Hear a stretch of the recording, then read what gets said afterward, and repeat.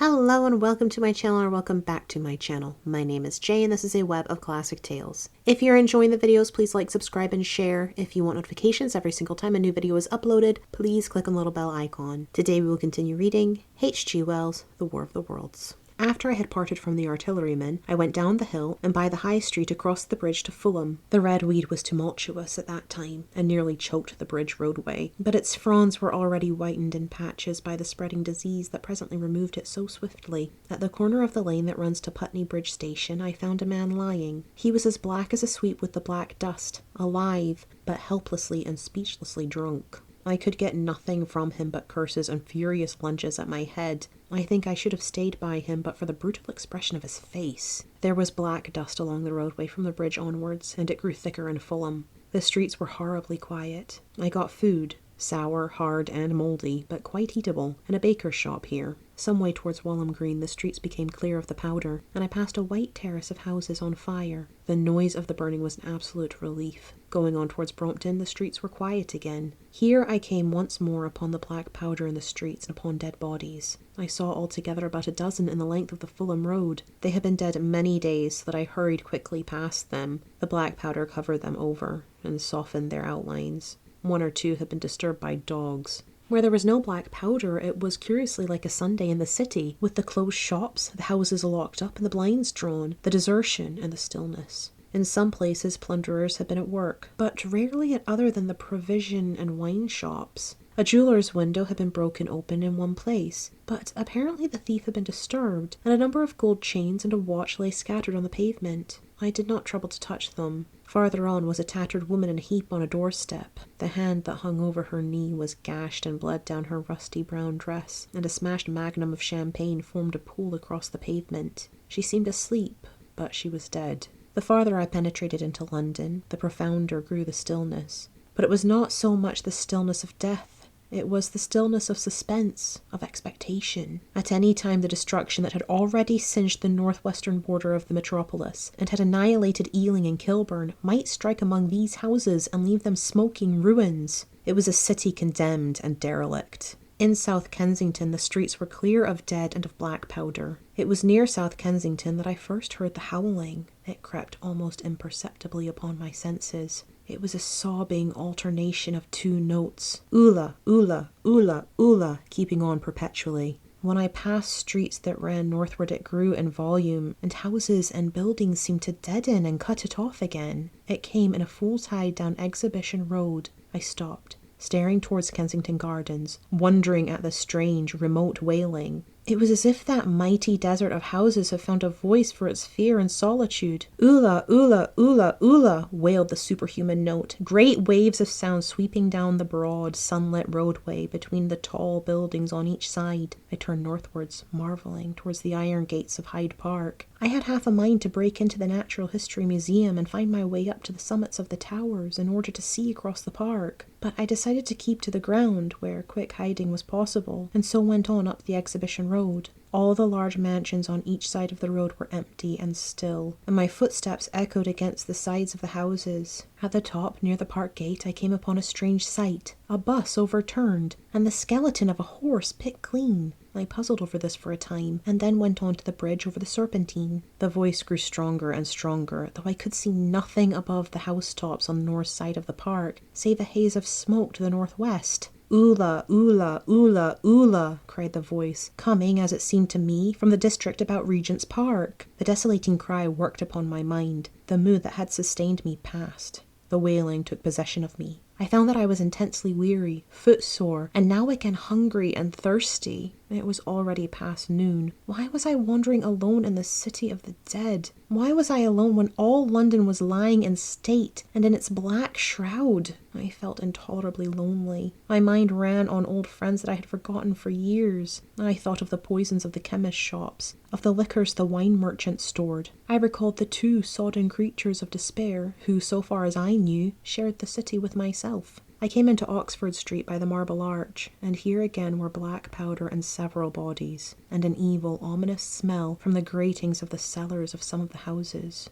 I grew very thirsty after the heat of my long walk. With infinite trouble I managed to break into a public house and get food and drink. I was weary after eating and went into the parlour behind the bar and slept on a black horsehair sofa I found there. I awoke to find that dismal howling still in my ears. Oola, oola, oola, oola. It was now dusk, and after I had routed out some biscuits and a cheese in the bar — there was a meat safe, but it contained nothing but maggots — I wandered on through the silent residential squares to Baker Street. Portman Square is the only one I can name, and so came out at last upon Regent's Park. And as I emerged from the top of Baker Street, I saw far away over the trees in the clearness of the sunset the hood of the Martian giant from which this howling proceeded. I was not terrified. I came upon him as if it were a matter of course. I watched him for some time, but he did not move. He appeared to be standing and yelling for no reason that I could discover. I tried to formulate a plan of action. That perpetual sound of oola, oola, oola, oola confused my mind. Perhaps I was too tired to be very fearful. Certainly I was more curious to know the reason of this monotonous crying than afraid. I turned back away from the park and struck into Park Road, intending to skirt the park, went along under the shelter of the terraces, and got a view of the stationary, howling Martian from the direction of St. John's Wood.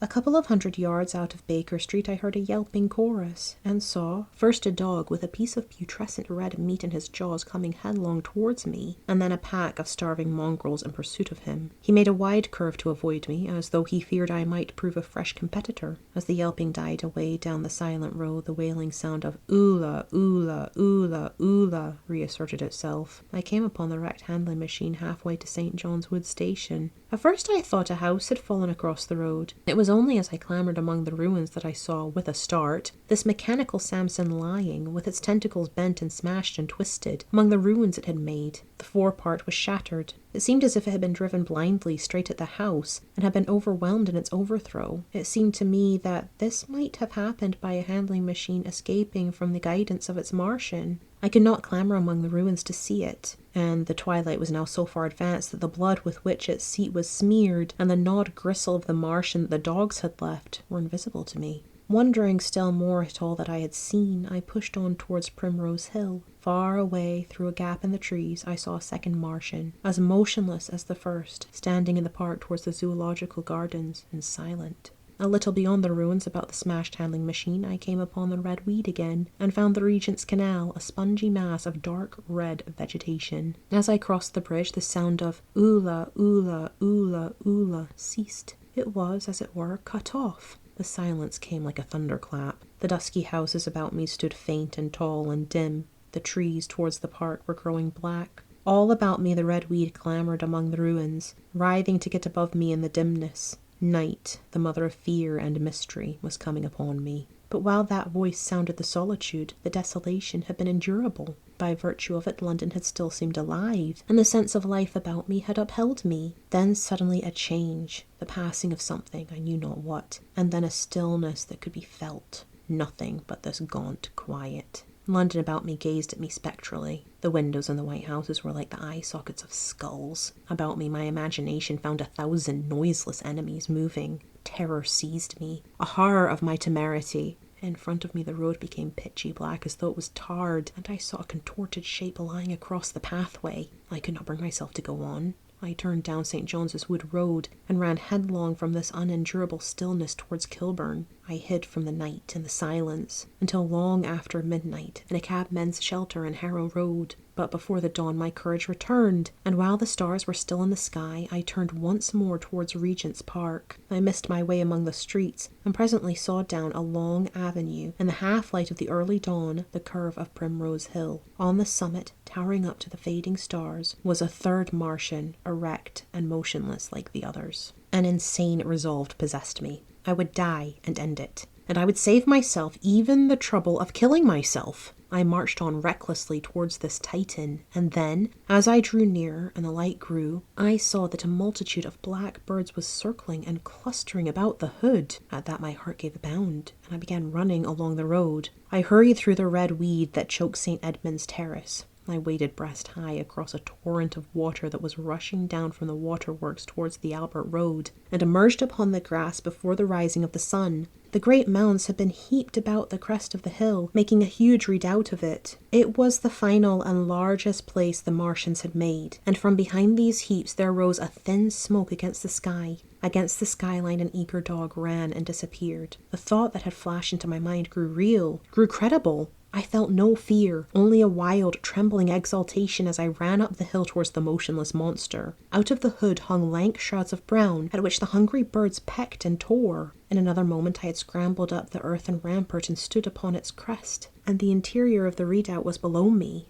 A mighty space it was, with gigantic machines here and there within it, huge mounds of material and strange shelter places. And scattered about it, some in their overturned war machines, some in the now rigid handling machines, and a dozen of them stark and silent and laid in a row, were the Martians. Dead! Slain by the putrefactive and disease bacteria against which their systems were unprepared. Slain as the red weed was being slain. Slain after all man's devices had failed by the humblest things that God in his wisdom had put upon this earth. For so it had come about, as indeed I and many men might have foreseen had not terror and disaster blinded our minds. These germs of disease have taken toll of humanity since the beginning of things, taken toll of our pre-human ancestors since life began here. But by virtue of this natural selection of our kind, we have developed resisting power. To no germs do we succumb without a struggle. And to many, those that cause putrefaction in dead matter, for instance,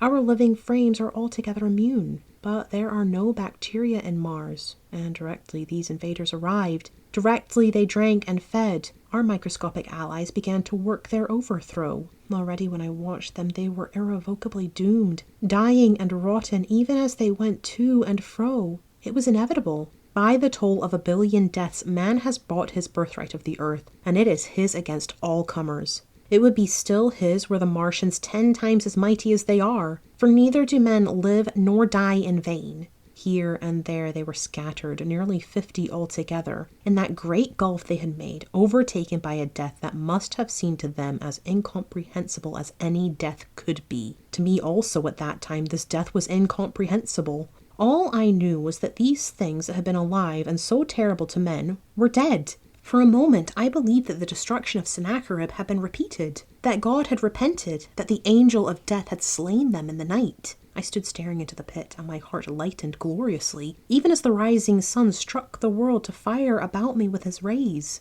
The pit was still in darkness. The mighty engines, so great and wonderful in their power and complexity, so unearthly in their torturous forms, rose weird and vague and strange out of the shadows towards the light. A multitude of dogs, I could hear, fought over the bodies that lay darkly in the depths of the pit far below me. Across the pit on its farther lip, flat and vast and strange, lay the great flying machine with which they had been experimenting upon our denser atmosphere when decay and death had arrested them. Death had come not a day too soon. At the sound of a cawing overhead, I looked up at the huge fighting machine that would fight no more forever, at the tattered red shreds of flesh that dripped down upon the overturned seats on the summit of Primrose Hill. I turned and looked down the slope of the hill to where, enhaloed now in birds, stood those other 2 Martians that I had seen overnight, just as death had overtaken them. The one had died, even as it had been crying to its companions. Perhaps it was the last to die, and its voice had gone on perpetually until the force of its machinery was exhausted.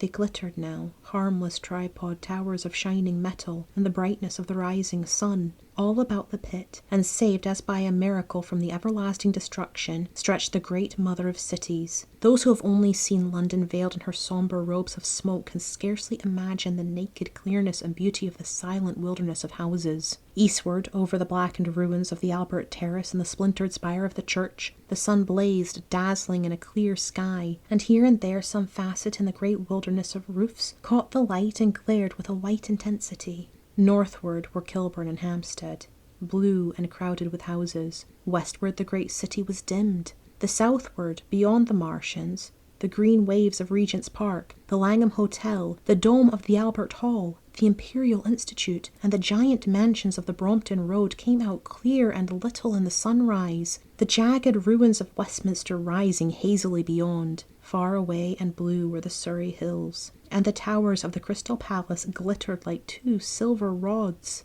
The dome of St. Paul's was dark against the sunrise, and injured, I saw, for the first time, by a huge gaping cavity on its western side. And as I looked at this wide expanse of houses and factories and churches, silent and abandoned, as I thought of the multitudinous hopes and efforts, the innumerable hosts of lives that had gone to build this human wreath, and of the swift and ruthless destruction that had hung over it all, when I realized that the shadow had been rolled back, and that men might still live in the streets, and this dear, vast, dead city of mine be once more alive and powerful, I felt a wave of emotion that was near akin to tears. The torment was over. Even that day the healing would begin. The survivors of the people scattered over the country, leaderless, lawless, foodless, like sheep without a shepherd. The thousands who had fled by sea would begin to return. The pulse of life, growing stronger and stronger, would beat again in the empty streets and pour across the vacant squares. Whatever destruction was done, the hand of the destroyer was stayed. All the gaunt wrecks, the blackened skeletons of houses that stared so dismally at the sunlit grass of the hill, would presently be echoing with the hammers of the restorers and ringing with the tapping of their trowels. At the thought I began extending my hands towards the sky and began thanking God. In a year, thought I, in a year. With overwhelming force came the thought of myself, of my wife, and the old life of hope and tender helpfulness that had ceased forever. Thank you for listening. This has been H.G. Wells' The War of the Worlds, Book 2, Chapter 8. I've been Jay. This has been a Web of Classic Tales. Please like, subscribe, share, comment, click the bell icon for notifications. I hope you're having a fantastic day. Have a nice life, and I'll see you next time.